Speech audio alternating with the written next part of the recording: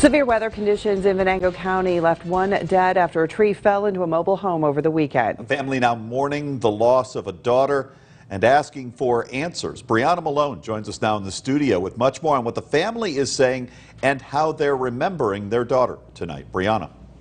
Sean and Jill, a daughter's life was cut short over the weekend as storms led to an accident that she was terrified of happening. 28-year-old Kelsey Harris lost her life Sunday during severe weather in Venango County.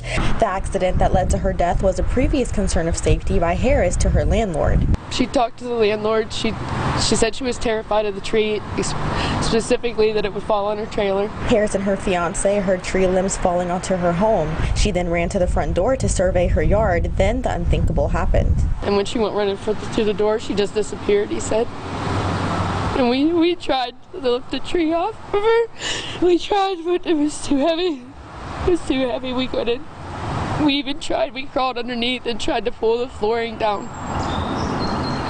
We couldn't get to her. Griffin says her daughter had concerns about that tree prior to the storm. Now she wants answers from the landlord. I spoke to the landlord last night after this happened, and we yelled at him because we were like, she told you that this was a concern, that there's something wrong with this tree. And he turned around and he's like, I had it inspected.